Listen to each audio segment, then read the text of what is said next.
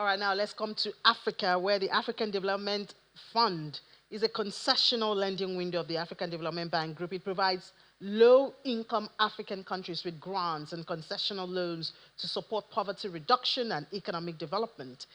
Now, we're talking about resources for development, and global finance aid continues to decline. That's no longer news, and experts warn of increasing risks that's posed to low-income countries. Let's find out what AfDB is planning to do about this. We'll be speaking right now with the Division Manager, Resource Mobilization and Partnerships at AfDB, Ms. Valerie Dabadi. Ms. Dabadi, good afternoon and welcome to the program. Thank you so much for having me. Yeah, so Africa has been really loud recently, talking about how they can depend on themselves and they have the resources and all of that. So I guess we shouldn't feel the impact of a cut in international funds and aids, right? I wouldn't go that far. Let me start off by explaining a little bit what the African Development Fund is and its relationship to the African Development Bank. The African Development Fund is part of the African Development Bank. The bank itself is a AAA rated institution and the leading development financier in Africa. We have two types of financing: the market rate, which is the African Development Bank, and a concessional financing window, which is the African Development Fund. It provides very cheap loans and grants to about 37 of Africa's most challenged, if you will, countries on the continent. I would say that the repercussions and the reverberations and the landscape, of course, are affecting us because, as you said, official development assistance is actually expected to decrease. It's supposed to go down by 17% in 2025. And of course, that makes it a difficult situation in which to fundraise. By fundraising, I mean that the African Development Fund is currently looking to raise resources for what we call the 17th replenishment. It's there on 3-year cycles, and over 2025, we'll be aiming to raise funding from a core group of shareholders, about 27 or so, of which Nigeria, of course, is important to us, but it is not yet a member of the African Development Fund. It is, however, the largest shareholder of the African Development Bank, and I think a standard bearer for us. Yeah, I know Nigeria is the largest. That was celebrated at your last AGM, where you held in Abidjan, and I was privileged to be there. So, if Nigeria is the largest contributor to the bank generally, and now you have the ADF, should we get Nigeria to also be the largest? But what are other? We have countries like South Africa, like the most, highly developed on the continent. What are they doing, putting these resources together for the development of the continent? So it's a very good question. Let me start by how the African Development Fund is set up and who its shareholders are.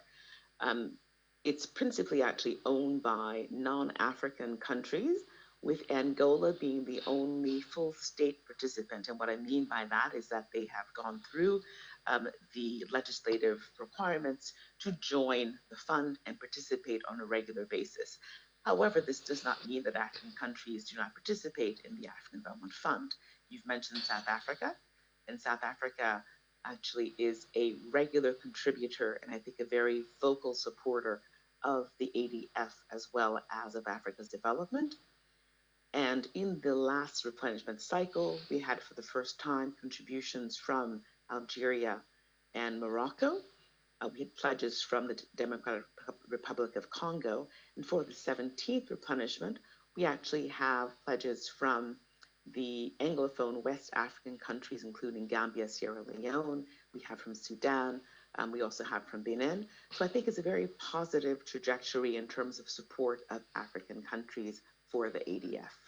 And on your 17th replenishment fund, who should contribute, who is not allowed?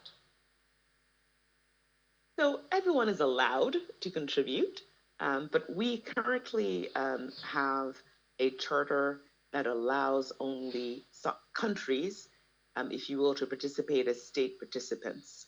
We can, however, receive contributions from non-sovereigns, non-countries, and we're working, if you will, on that. We do work with, let's say, foundations. We do work with other development organizations. For the time being, our charter doesn't allow them to become state participants. I think it's a very good segue to talk about the charter as well, because we're going through something which is very important for the ADF, and that is looking to change its charter to allow it to borrow and to lend on non-concessional resources. This may come as a surprise, but the ADF, since it was started as a concessional financing window, we couldn't really fund ourselves or give out loans or resources that were, let's say, market rate. What we're hoping to do right now, and this process is ongoing, and I also wish to thank Nigeria for having approved the amendment to the charter. Uh, the charter will be changed such that it will allow us to access a new way of financing, and this will be through the capital markets. The African Development Bank has been doing this for quite some time. The African Development Fund, however, has not. It will potentially allow us to raise an extra US 5 billion every replenishment cycle, which will make a big difference in the way that we can, one, fund ourselves and also be able to service our clients.